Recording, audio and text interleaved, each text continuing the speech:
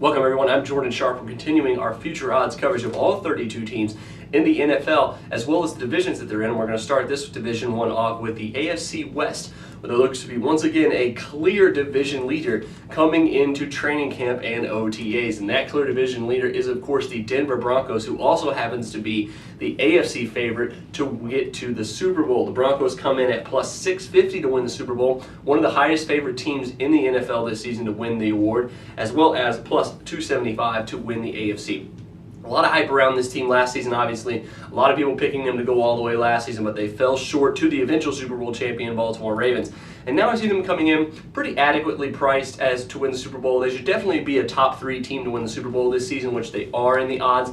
However, they are the AFC odds favorite at plus 275, and I think that's overvaluing them slightly, just a little bit. I know their moves this offseason have been very good. Brought in Wes Welker, obviously, but I think it's going to take some time for this team to get together, unlike the Patriots, who I think are going to come out and hit the ground running at winning games, where I think the Broncos might just struggle early on. So I do feel like they're slightly overvalued in the AFC odds. I think that they should be at least even with the Patriots, who are at plus 300, and I do think that the Broncos are going to be an excellent fade here early in the first 3 or 4 games of the season, especially on the road. I don't feel like they're going to be as high. They're going to be way too hyped up, and I think that you'll be able to take advantage of the odds, fading them and going with the other side.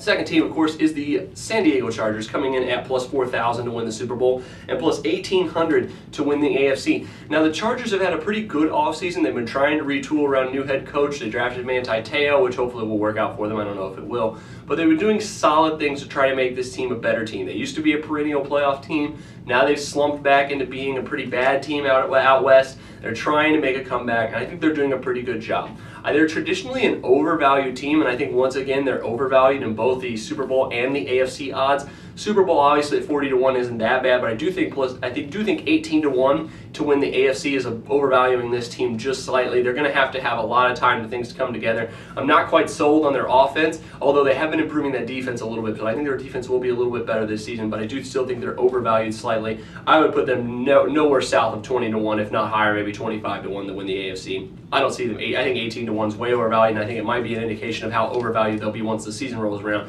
They're probably going to be a fade out west as well. AFC West third team in line is the Kansas City Chiefs, who come in with a new head coach, Andy Reid, new quarterback, and a new philosophy this season. And it looks to be that they're slightly undervalued in the future odds this season. The Chiefs come in at plus 5,000 to win the Super Bowl. Of course, we're not going to touch 50 to 1. However, plus 2,500 to win the AFC. I think they're going to be better than the Chargers. This is why I thought the Chargers should be up as high as 25 to 1. And I think the Chiefs are going to be a lot better. They might even be above 500 this season. We don't know quite yet. I don't think the playoffs are in store for the Kansas City Chiefs, but I do think they're going to be a pretty solid football team. And I think with what the AFC odds are giving us right now with this team, I think they're definitely going to be undervalued once the season rolls around. Their schedule doesn't look to be incredibly tough. If you play in the AFC West, how can it be? But I do think that the Chiefs are going to have value once the season rolls around. I think that the Andy Reid's going to install a new system with these guys. I think they're going to be very run-oriented like they were a couple years ago when they went to the playoffs. And I do feel like they're going to have a solid chance this season to upset and have a positive ATS and money-making ATS record on the season. So take a look at the Kansas City Chiefs here in a few months. Last but not least, the bottom feeder of the AFC West is the Oakland Raiders, coming at 12,500 to win the Super Bowl, which is 125 to 1, as well as plus 5,000 or 50 to 1 to win the AFC.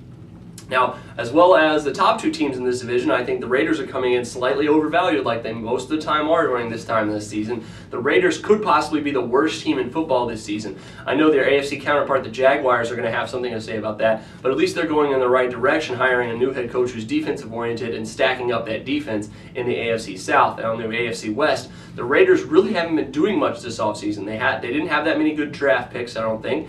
They have been vigorously signing free agents, but not the kind that you need to turn around this football team. And I really feel like they're being overvalued a little bit as well, and could be an excellent fade coming up this season. There's your AFC West odds for you. Thanks for joining me. Make sure you check out all the single team articles that we go into in depth of all 32 teams, including in the AFC West. So until then, thanks for joining me. I'm Jordan Sharp.